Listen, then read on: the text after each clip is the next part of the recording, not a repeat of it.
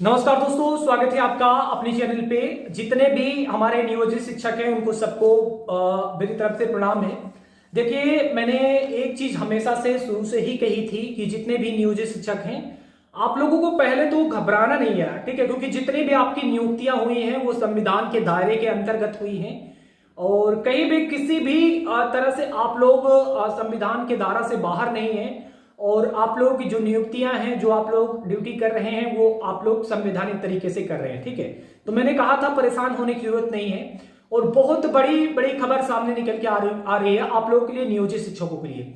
उससे पहले मैं सभी बड़े शिक्षक जनों को, ठीक है, क्योंकि मेरे से काफी लोग बड़े हैं, ठीक है, उनको मेरा प्रणाम है। और मैं एक चीज कहूंगा कि आप लोग तो मेरे से बड़े हैं, लेकिन आप लोगों की आवाज उठाना, क्योंकि हम लोग सोशल मीडिया के प्लेटफॉर्म पर हैं और हमेशा से, ठीक है, चाहे स्टूडेंट हो, विद्यार्थी हो, हम लोग आवाज उठाते हैं और उसी का नतीजा होता है कि सरकार तक कानून तक बात पहुंचती है और उनको लगता है कि भैया जो हम ये कर रहे हैं इसको हर कोई समझ रहा है, हर कोई स्टूडेंट समझ रहा है, हर कोई जनता समझ रही है, तो यहां पर सरकार को बैकफुट पे आना पड़ता है। जी हाँ दोस्तों, हम लोग बात करेंगे नियोजित शिक्षकों को लेकर। आप सभी को पता है कि जो संविधान के, ठीक है, राज्य अधिनियम 2006, 2012 और 2020, ठीक है, इसी के तहत नियोजित शिक्षकों की नियुक्तियां की गई थी, ठीक है। लेकिन नियमावली संशोधित हुई 2023 के बाद परीक्षा के बेसिस पे शिक्षकों की नियुक्तियां होने लगी।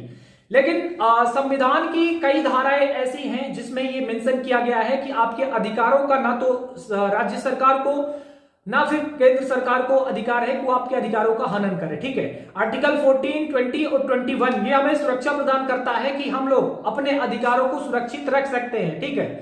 तो इसी को लेकर जो विशेषज्ञ हैं, जो कानून के सलाहकार हैं, उनके द्वारा बहुत बड़ी अपडेट दी गई है, ठीक है। और सबसे पहले जो देखिए, सोशल मीडिया के प्लेटफॉर्म पर हम लोगों का आवाज उठाने का मतलब ये था कि देखिए, गवर्नमेंट अगर अपने तरीके से बात को सुन रही है, हम लोगों की आवाज उठाने से बात सुन रही है, तो जल्दी से हमारा केस सॉल्व हो जाएगा और राज्यकर्मी का दर्जा तुरंत मिल जाएगा। कानूनी रूप से दर्जा मिलने में थोड़ा सा टाइम लगता है। मैंने कहा है कि सत्य परेशान हो सकता है लेकिन कभी भी पराजित नहीं हो सकता है, ठीक है। तो कानूनी रूप से तो लड़ रहे हैं, कानूनी रूप से तो हम लोग को जीत मिलेगी, उसमें कोई दो राय नहीं, ठीक है। लेकिन बेसिकली जो हम लोग की मांग है यार, हम लोग ने बिहार में किसको चुना है? नीतीश कुमार जी को चुना है, ठीक है। नीतीश कुमार जी की जिम्मेदारी बनती है कि राज्य के हर एक नागरिक के कानून अधिकारों का जो है हनन नहीं होना चाहिए, हर एक नागरिक के अधिकारों का पालन होना चाहिए और संवैधानिक तरीके से कोई भर्ती हुई है, कोई असंवैधानिक या फिर गैर असंवैधानिक तरीके से नहीं हुई, ठीक है।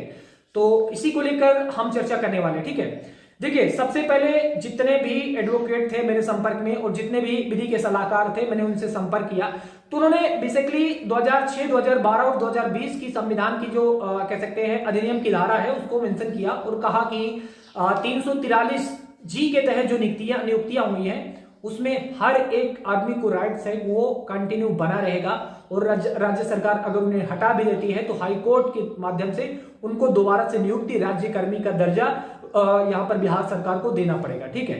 तो इसीलिए मैं सबसे कहूंगा कि आप लोग पैनिक ना हो, हाँ, अपनी आवाज को उठाते रहें। कोर्ट हमारे लिए अंतिम रास्ता है, लेकिन हम सरकार से ही भी बात मनवा के रहेंगे। आगामी 2024 का इलेक्शन है, उसमें हम लोगों को दोस्तों बहुत बेनिफिट मिलने वाला है और इसी तरीके से हम लोग आवाज को उठा करके सबसे पहले सरकार से मनवाएंगे। अगर नहीं मानते हैं तो हाँ, कोर्ट से मिलेगी लेकिन हाँ, उसमें 4 से 5 महीने का डिले हो सकता है, ठीक है। बाकी वीडियो बनाने का उद्देश्य ये था कि आप लोग अपने अधिकारों को जान सके और जिनके मन में यार डर बना है ना कि भैया हम बाहर हो जाएंगे, ये हो जाएंगे, बिल्कुल नहीं। आप लोग विदाउट परीक्षा के नियोजित शिक्षक में राज्यकर्मी का दर्जा पाएंगे। बाकी जो भी अपडेट